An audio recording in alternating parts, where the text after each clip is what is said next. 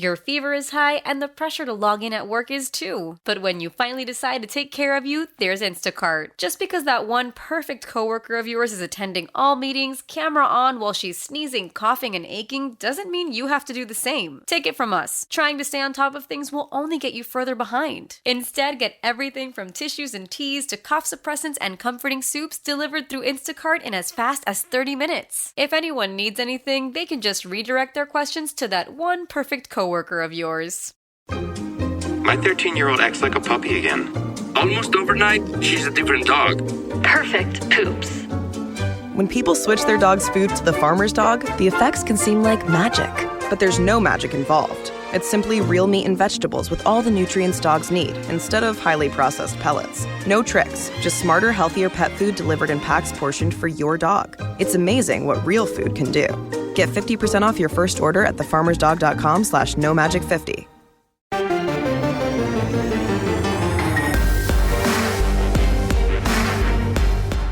This is Kansas State's Cooper Beebe, and you're listening to the Powercat Postgame Podcast on the 24/7 Sports Podcast Network. Make sure you're subscribing to this show on your favorite podcast provider.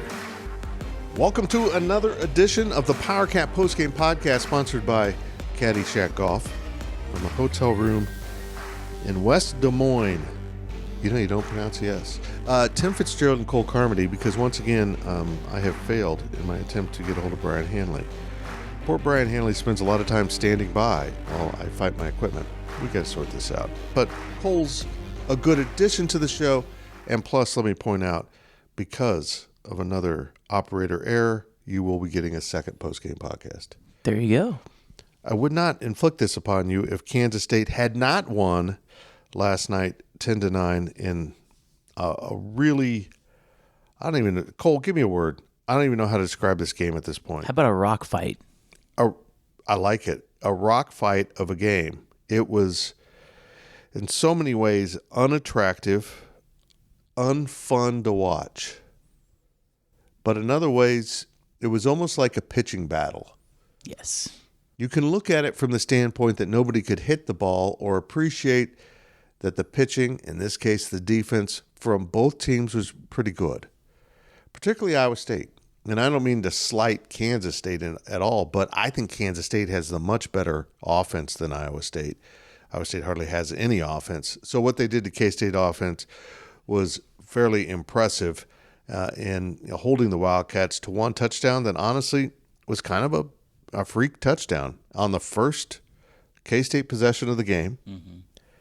And who would have thought that with 12 minutes left in the first quarter, we were done scoring touchdowns? But that's the way it goes. I think it's surprising, but on the same note, I mean, we knew that this Iowa State defense was going to be solid coming in. You kind of feel bad for Iowa State. They give up 24 points the last 2 weeks to KU and K-State combined. That's incredible. And walk away with no wins.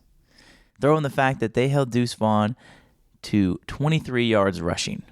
That's got to be a career low. I totally missed that. Wow. 23 yards rushing on 10 carries. Obviously, he comes out with the injury.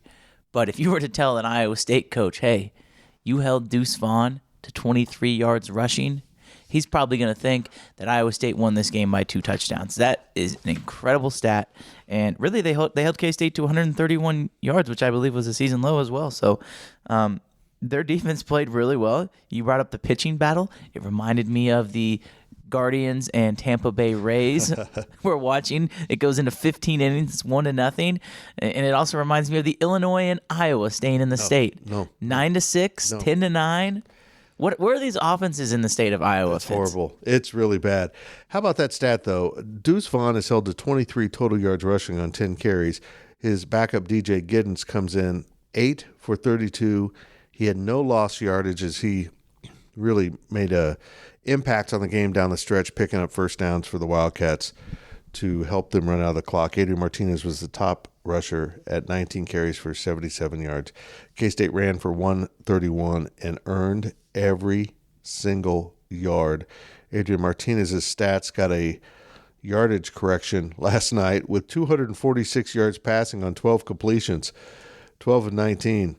But, of course, he had the freak play, the touchdown to Phillip Brooks to start, and then the long pass in a similar kind of play to Malik Knowles, in which he was scrambling around and found Malik down the field. And then, of course, Malik fumbled at the 1. It turned into a touchback. I don't want to hammer him too much. I feel like I did that already. I mean, I think when you look at the resiliency of Malik to come back, first of all, that's something that we were talking about. Is he going to be focused? Are they going to turn him, or are they going to shy away from him? And if they shy away from him, he probably he doesn't make an impact in this game. He ends up with over 100 yards receiving, which I think is the first time this year that's happened for him. Don't know if he's done that in his career before. He goes 5 for 108. Obviously, Phillip Brooks catches the touchdown. He's 4 for 119. I saw a stat. The last time K-State had 2 100 yards receivers, 2017 against Central Arkansas. Wow, that's a good stat. So that just tells you that K-State having 2 big-time days receiving the ball, or 2 big-time receivers having big-time receiving days doesn't happen that often. The fact that they only scored 10 points is surprising to me, because it felt like they were having so many opportunities to score. You talk about the fumble, you add 7 points, then there's the missed field goal, and you're looking at 20-9 and potentially more if K-State converts in the red zone. So I don't think the offense played that bad. I know that there's going to be some people that look at the final score and get a little worried about the offense, and that's understandable. But I think this is the best front seven K-State's defense is going to, or K-State's offense is going to face. Obviously, Baylor and Oklahoma State are very talented up front, but I mean, this Iowa State front seven, Will McDonald was unblockable last night, and these guys are legit. They really are. That's an incredibly talented and well-coached. I mean, the schemes they're putting out there are incredibly difficult to handle. And even though Kansas State runs that 3-3-5 now, it's a different variant on the back end, and they really struggled to find running room. I felt like Deuce all game was one step away from something. He had 3 or 4 carries that they barely got him. But he never did get out of the house. Credit to Iowa State. And as I mentioned, folks, we are sponsored by Caddyshack Golfwear, Caddy with 2 T's. Visit Caddyshack Golf for all of your officially licensed golfing, Willie apparel, accessories, and more. Use code GPC for free shipping on your next order. And it is still quarter zip season. It's the best time of year. It's also still golfing season. It's still golfing season. Go get your stuff. You don't have to be a golfer to love the stuff from Caddyshack Golf. Well, Kansas State's 5-1. Now, as they get to the midseason point, Chris Kleiman mentioned that this is the latest he's ever had a off week. It is a late, but I like this. You know, Bill Snyder always liked the break right in the middle of your season, and I think Chris Kleiman will too, because now you've gone through 6 games. Your team is battered and beaten from going through 6 games, and you get an off week, and this team limps out of here absolutely torn to shreds. That was a physical showdown with the Cyclones. By the way, K-State won 10-9. I just wanted to remind you. And let's start listing the injuries. I mean, you start with Cleve Duke. We don't know the nature of it. We hope it's muscular. We seem to think maybe he pulled a hammy or something. But boy, that was early in the game. You saw other guys go down throughout the game. Deuce Vaughn didn't finish the game. Adrian Martinez hobbled into the post-game media room. Usually the type of hobbling that would prevent a player from showing that to the media coming in, but he came in and did his job as a quarterback and talked to us. I mean, Felix Sanudike-Uzama was down. Who am I missing? I'm missing someone. It's unbelievable what a beating Kansas State took. You throw Nate Matlack into that mix as well, still recovering from that injury. Yeah, I mean, you're talking about every significant pass rusher short of maybe Eli Huggins was battered in that game. Who came out of the game against Texas Tech last week as well. So getting to the break here, it'll be interesting when we talk to Chris Kleiman on Tuesday to find out how he's treating this week. Because I bet you he's going to do something different than he planned. He's going to end up giving this team more therapy time and maybe almost play like bowl prep and take his scout squad and work on K-State stuff to try to get them ready for next year and really let his frontline guys rest. But Cole, K-State is 5-1. They're 3-0 in the conference. They're the only 3-0 team in the conference. There's a couple 2-0 teams. In fact, Oklahoma State and TCU meet next week, so there will only be one when Kansas State returns to action in 2 weeks. If that's TCU, I mean, that's where K-State heads in 2 weeks, and that would become a very significant significant game if K-State and TCU collide. But after that loss to Tulane, which, boy, they're going to regret. But you sit here and wonder, would they be in this position if they hadn't lost that game, if they hadn't got a cold slap across the face that they weren't prepared? They were prepared for last night. It was just incredibly tough sledding. This wasn't a game where they lacked emotion or focus. They had it. They just couldn't function against that Iowa State defense. They don't win against Tulane. They don't win against Iowa State if they lose to Tulane. Let me say that first. Yeah, I agree. We thought in an optimistic world they would be 5-1 at this point. We just never imagined it would be Tulane would be the loss. And as it turns out, as I've said, that's a good thing because now you're 3-0 in the conference with 2 road wins. Let's not gloss over that. That's 2 really significant road wins. And even if you now understand that Oklahoma isn't your typical Oklahoma, you do wonder what K-State did to Oklahoma didn't lead to some of this. And they are in full free fall. I mean, that program's collapsing. It's stunning. It's literally like the beautiful Titanic hitting an iceberg. What just happened? If K-State doesn't beat Oklahoma, I would go out on a limb and say Oklahoma's at least 2-1 in conference play. So I do think the book is out on Oklahoma because of K-State. But you know what? When you win on the road, winning on the road in the Big 12 is tough.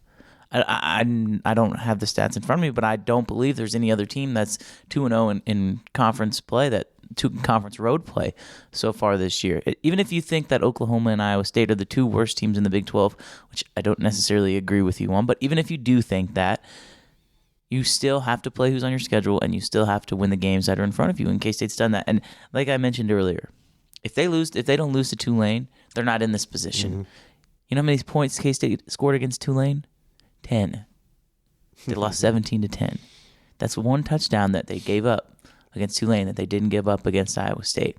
I can't help but think that there's some kind of correlation there, and you're 5-1 at the halfway mark, and the best way I look at it is you're literally halfway there.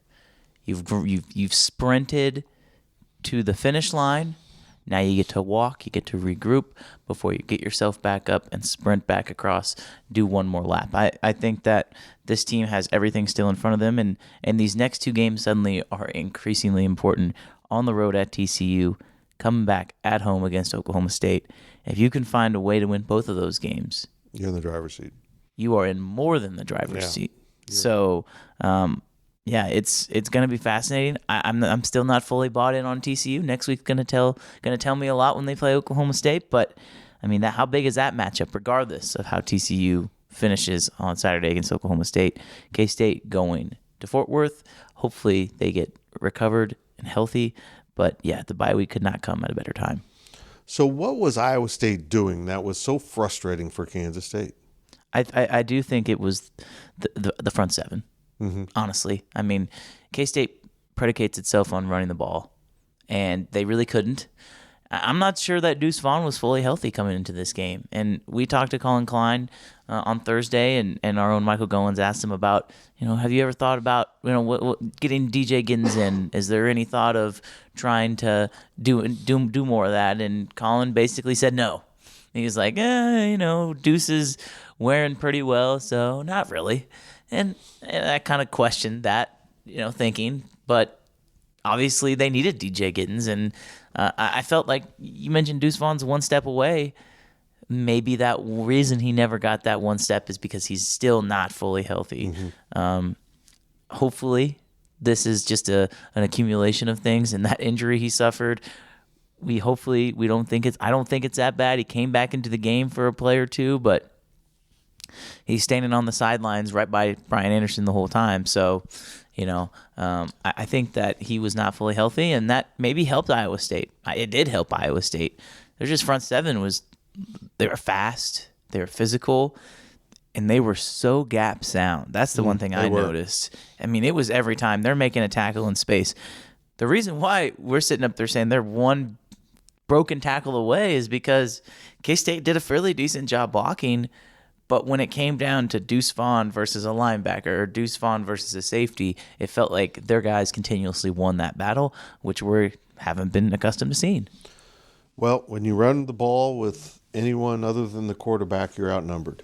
And you rely on them missing assignments, missing tackles, and Iowa State didn't do that. Credit to Iowa State, but as we head into a break of this kind of brief post-game podcast, just to give you a little fix, I throw this stat out there. We were looking for a stat related to Iowa State's record in night games, in Ames. We couldn't find that stat. They're so tough in night games, and it was a great environment. Zach Carlson, who's down on the field shooting highlights for us, video highlights, said it wasn't as loud as he heard other places, but the fans are incredibly engaged. They sometimes boo at weird times, like when players are obviously injured and they're booing them. It's kind of distasteful. And then, they think everything's a pass interference. Not much different than a lot of fans, but it just seemed a little bit more obvious. It's a really tough place to play.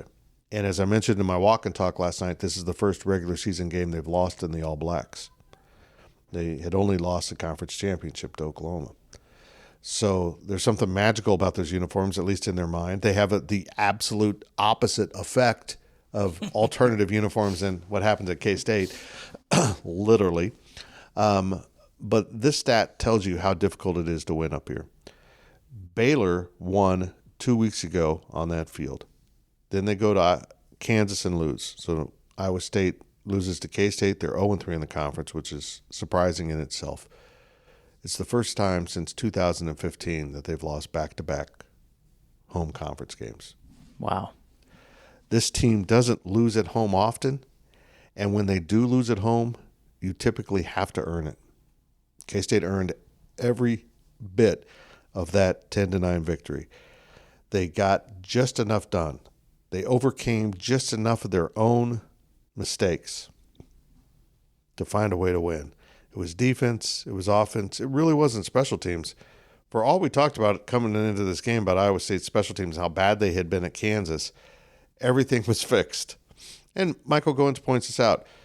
Those missed field goals the kicker suffered at Kansas are his only misses in his career. And 2 hit the upright. So he was on with both of those. It was just the last one that was horrible. He was money. It was K-State that missed a key field goal in this game and found a way to win. You survive and advance in sports so often. Kansas State has done that with a 10-9 victory at Iowa State on Saturday night up here in south central Iowa. You mean heaven? Heaven. I crossed a bridge. More on that after this break on the Powercat Postgame Podcast. Fitz and Cole Carmody. Did I actually introduce you at the top of the show? You did. Okay.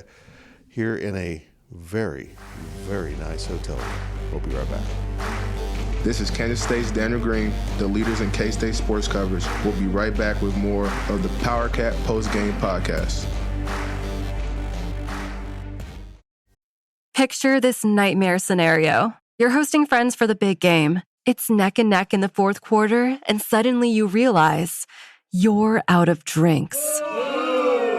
You start to sweat. Your friends start to turn on you. You're forced to go on a last-second drink run and end up missing the game-winning touchdown while in line. Terrifying, isn't it? Luckily, you can avoid the drama with Drizzly, the go-to app for drink delivery. With Drizzly, you can shop a huge selection of beer, wine, and spirits, then get them delivered right to your watch party. Compare prices across multiple stores in your area, find the best deals on game day drinks, and get back to armchair quarterbacking from, you guessed it, your armchair. Download the Drizzly app or go to drizzly.com. That's DRIZLY.com today. Must be 21 plus, not available in all locations. JamesAllen.com is the online destination to easily design a customized engagement ring and save up to 50% compared to traditional stores. You pick a diamond, whether it's lab-created or earth-created, James Allen has over 200,000 conflict-free stones. Then you pick your ring setting and metal. And if you need some help, they have real-time diamond consultations available, where an expert can walk you through it all. Get 25% off your order at JamesAllen.com, code PODCAST. That's JamesAllen.com, code PODCAST. This is Kansas State's Felix and Udike Uzama. Welcome back to the Powercat Postgame Podcast on the 24/7 Sports Podcast Network. Welcome back to the Powercat Postgame Podcast. Tim Fitzgerald and Cole Carmody here in Iowa before we depart on Sunday morning for Kansas in slightly warmer weather and prepare for a day of NFL action, but not including my Chiefs. We're sponsored by Caddyshack Golf, for K-Staters, by K-Staters, jackets, hats, polos, t-shirts, golf accessories. Caddyshack Golfwear, that's caddy with two T's. Visit caddyshackgolf.com. Use code GPC for free shipping on your next order. Well, Cole, I really don't know what more details about this game we can talk about. I mean, you play 60 minutes of football, and it's just a defensive struggle the entire game. And Kansas State does find a way to win, but I do want to talk about how Kansas State flipped its defenses in the second half. It was something you picked up on in the first half, and I appreciate you doing that they were playing soft. They really were. And I think every fan saw it. They were letting Iowa State complete a lot of passes. And you couldn't figure out why they continued to do it, but you mentioned this the first half, that you bet they flipped the script in the second half and come out and show Hunter Dekkers, the Iowa State sophomore quarterback, something entirely different. And they did. They went to more man. They covered up those underneaths for the most part, those routes that they love to throw. And they brought more pressure. I think the thing that maybe surprised Chris Kleiman the most about this game, and in turn defense coordinator Joe Klanderman, is they weren't able to get to Dekkers with just the 3 or 4 man rush. They weren't, not consistently. Felix and Udike Uzama, who does that on a regular basis, was able to get pressure at times. But this Iowa State line functioned at such a higher level than they did against Kansas in every way. They were bad against Kansas. And we joked about Matt Campbell, who's prone to saying kind of just over-the-top stuff. Like I mentioned this on my Sunday walk or Sunday daily delivery, that he called the play by the defensive back to poke the ball away from Malik one of the greatest plays in Iowa State football history. I mean, come on, man. You lost the game. It was a great play. I'm not denying that, but come on. Yeah. Matt Campbell last week said he thought his line was playing pretty well, and we flip on the film of the Kansas game. We're like, what were you watching? Yeah. These guys didn't block anyone. No. They were good. They really were. But in the second half, part of flipping that script was they started bringing more pressure. And Iowa State has a quarterback problem. Hunter Dekkers has a game to him, but he has no pocket presence, and he absolutely panics when he sees the wrong colored jersey in front of him. Adrian Martinez almost is too patient. He almost feels like he can take on everyone, and he did on that first touchdown. A tackler bounced off of him. I still don't know how he didn't go down. But Hunter Dekkers, if you're within 5 feet of him and with a path, he's throwing that ball hard and away. I thought what Kansas State did on defense was really smart. I appreciate you picking up what they were doing, because that's exactly what they did. They flipped the script at halftime, and Hunter Dekkers was baffled. Joe Klanderman had mentioned earlier this week they want to flip the script, like you mentioned. They want to show him different pictures. They don't want to get him comfortable. I didn't think it would be that extreme. I mean, in that first half, K-State, they didn't play a ton of zone, but it was more of, we're going to play soft man. And even 3rd and 3, they paid for it a few times. It's 3rd and 3, and Kobe Savage and Julius Sprints and Echo Boydo, they're playing 8-9 yards off the ball. And credit to Iowa State for saying, okay, you know what? We've seen this before. K-State did that against Oklahoma. People forget, on that 4th down where K-State stopped Oklahoma in the 4th quarter, Dylan Gabriel tried to throw an out route to Drake Stoops, and it went right through his hands. But Kobe Savage was playing 10 yards off the ball.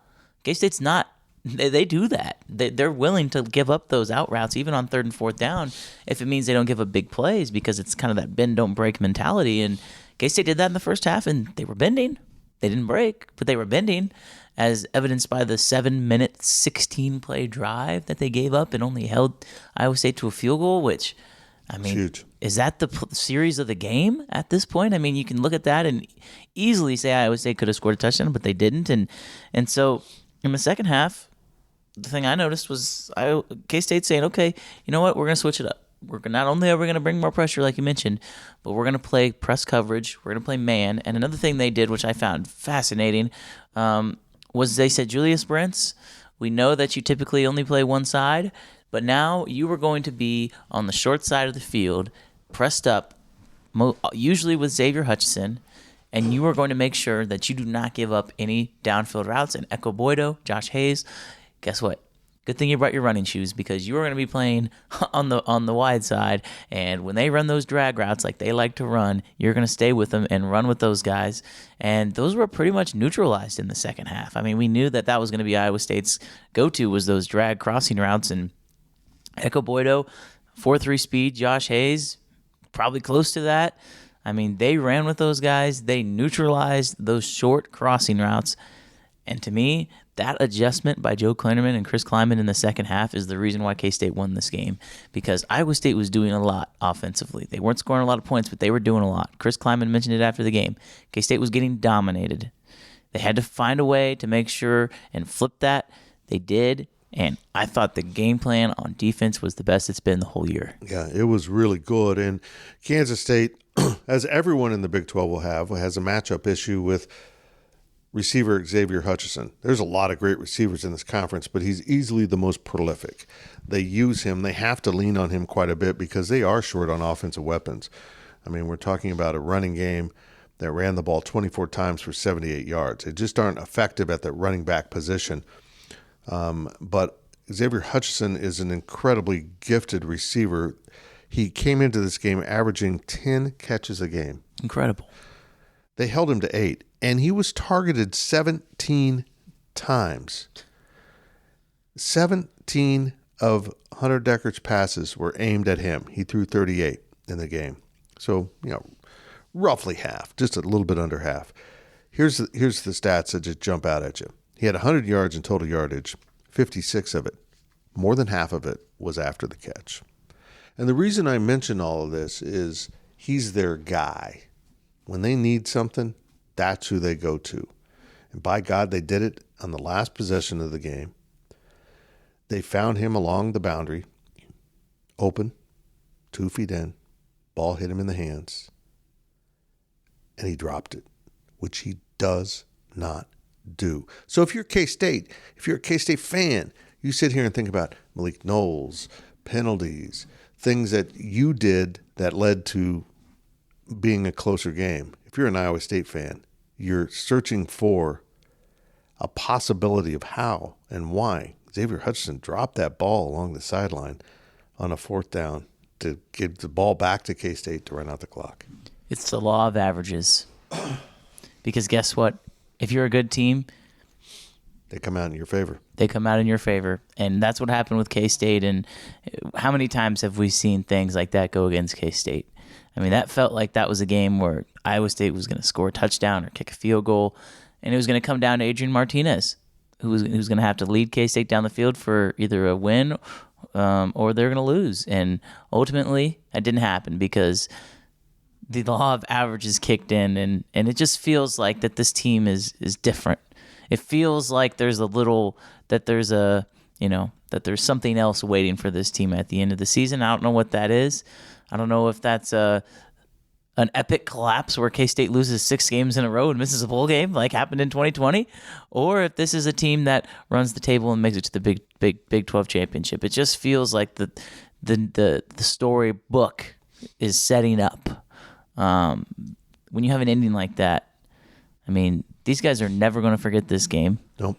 This is a game, it reminded me of Rocky when you got Apollo Creed and Sylvester Stallone and they knock each other out and have to use the ropes to climb up, and somehow Rocky, K-State, is able to climb up before Apollo Creed and Iowa State. And, I mean, that's what it felt like. It's cliche to say, but, I mean, that drop ball was just a microcosm of Iowa State's season and K-State's season as well, because everything that's needed to go right for K-State this year has, and everything that could go wrong for Iowa State in the last few moments of the game has gone wrong for them as well. They could very easily and probably should be 2-1 in this league. Instead, they're 0-3.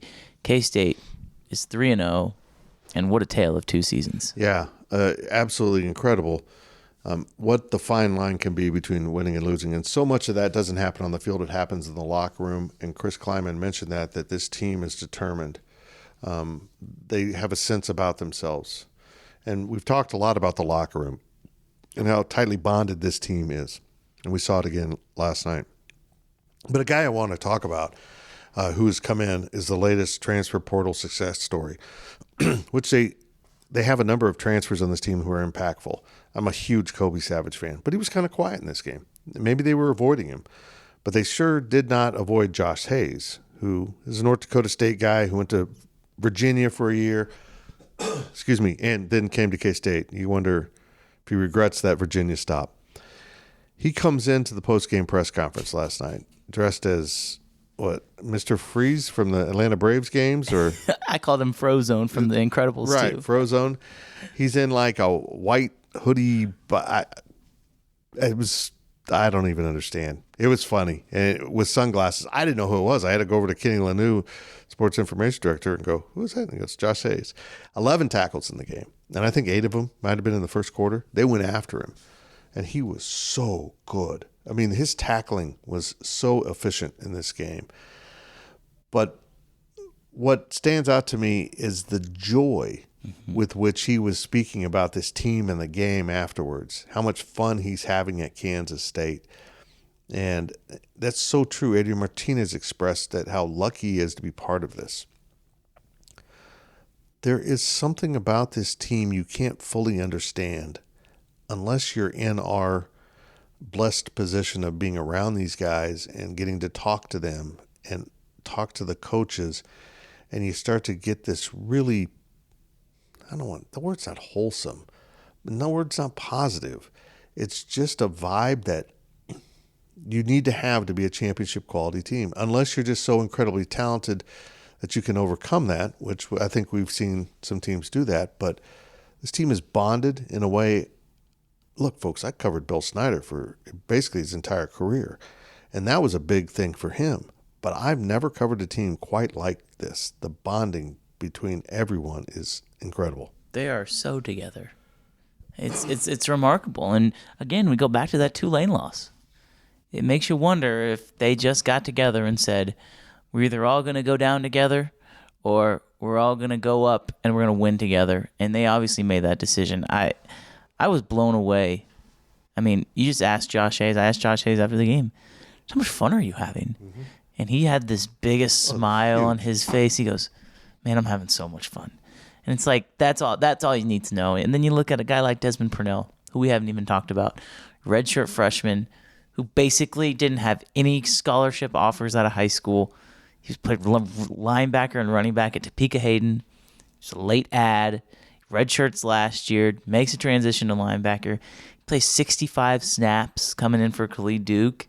Looks good.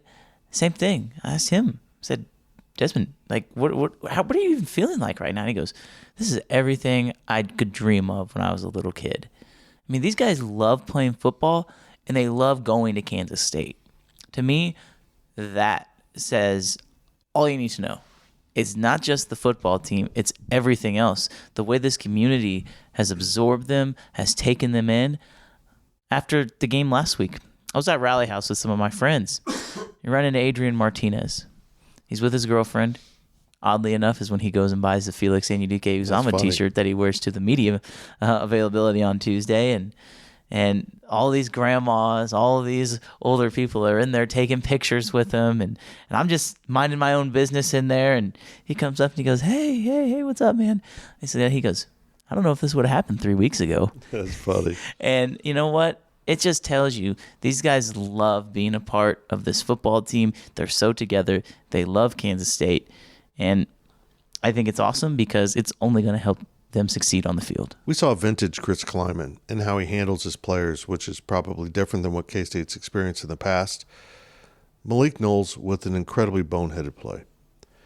But he didn't punish him. He didn't chew him out. He didn't get on him for what was going on there. He moved on. He included him in the game plan. He ran a trick play in which he got to throw a pass to Adrian Martinez. After the game, he credited Iowa State's defensive player for making a great play. that's kind of the way you have to handle Malik. And I don't mean that as an insult, but he can easily mentally check out. And he ended up playing a role in K-State not losing the game, even after that play. But you brought him up, and let's talk about him. We're at the midway point of this season. Adrian Martinez, I was told, was going to turn the ball over and choke. He's got 0 turnovers. For a quarterback that has played every meaningful snap of the season, to be at the midway point of your season with no lost fumbles, he did fumble once, but they recovered it, correct? And no interceptions, after his mode of operation being he's a turnover machine and he'll choke, according to Nebraska fans. For me, this isn't about K-State football. This is about a young man who is of high character, high quality, and even Nebraska fans will admit that he is a great young man. But they still needed to blame him because it couldn't possibly be Nebraska football. I'm so happy for him. It's like a demon has been lifted off of him, and that he got to experience something really positive about college football after 4 years of taking crap, for busting his ass and being repeatedly injured. I can't even emphasize how blessed we seemed. That's not the right word again. That he would come in that banged up to talk to the media, because he knows he's not talking to us. He's talking to you guys, the fans. Yep. He gets that. I don't know if he'll have an NFL career, but he'll be behind a microphone. He's going to be probably in football. He's incredibly aware, intelligent, and again, I just couldn't be happier for this kid. There's something poetic about K-State winning close games with Adrian Martinez under center, when Adrian Martinez was under center and the only reason why Nebraska was in those close games. Mm-hmm. I think we now know. He was the reason they were in them. It was not the reason he was not the reason they were losing. He was the reason they were even involved in those close games. He is an extraordinary young man, and he talked about it. He said, "This is my 5th year playing college football." And he flat out said, "This is my 5th year playing college football. This is amazing." And the ride that he is having this year, he's thrown 4 touchdowns. No picks, but he's only thrown 4 touchdowns. Fitz, that is tied for 115th in all of college football. He's thrown for 900 yards. That's tied for 104th in all of college football. But he has a QBR of 75.5, which is good for 27th in all of college football. The best stat of all, 0 interceptions. I'm no genius, but I know if you don't throw any interceptions, that's got to be number 1. Yep. The reason why he's even in the Heisman conversation, which I think you could even make the argument after last night, it wasn't the greatest statistical performance, but he threw for almost 250 yards and a touchdown, and K-State won. Almost ran for 100 yards. Mm-hmm. There's a reason he's still in these Heisman conversations. Yep. I agree. There's one more really important topic we need to discuss before this wraps this up and hit the road for home. The bridge. Now, look, there's been a lot of discussion about the Iowa State $12 million bridge. They spent $12 million to build a pedestrian walkway from adjacent parking lots over a very busy road, which needed to be done in some form. And we've joked about it a lot because they're more proud of this bridge than I've ever. I mean, whatever. I'm going to say this. It is impressive. It's cool. It's impressive. But it's almost like we're going to build the world's longest pedestrian bridge. It's going to be so super. I mean, this bridge, before you get to the road, you've walked at least 100 yards on this bridge uphill. This bridge goes back so far. Where we parked, we were closer to stairs to go up into the middle of the bridge than the ramp, the on-ramp that's way out there. And the stairs are like on the sidewalk, basically, for perspective. On the street, then there's the sidewalk, and then there's the stairs. So where you would normally start right, a ramp, No. We're just going to extend it down. It's beautiful lit up. We have a picture of it. Zach Carlson with a fine photographic effort on my daily delivery from Sunday. That'll go up. It's a bridge. They have T-shirts for the bridge, which I would like to make fun of, but K-State went through the phase of making T-shirts for everything. It's one of those things to where if they just wouldn't have said anything and they just start building it, people are like, oh my gosh, this is so awesome. But instead, they got to flaunt it. They got to say, oh, no, we're going to build it, and it's going to be amazing, and you are going to love it. You are going to love it. You are going to love it no matter what.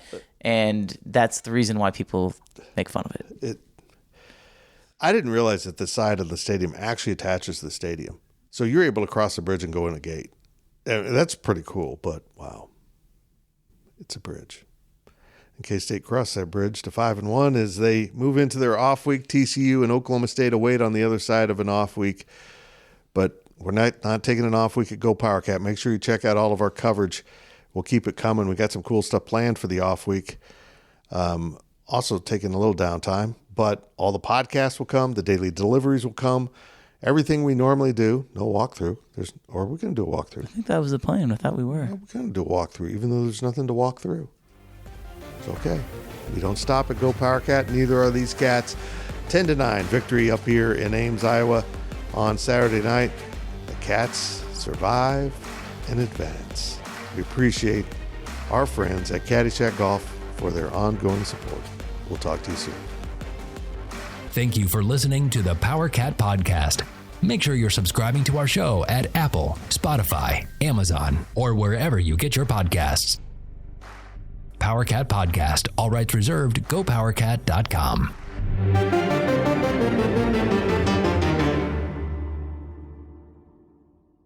With Blue Link Plus, you can access your Hyundai Tucson Limited remotely. Doors unlocked, temperature set, lost car found. There it is. Get complimentary class-leading Blue Link Plus. Call 562-314-4603 for complete details.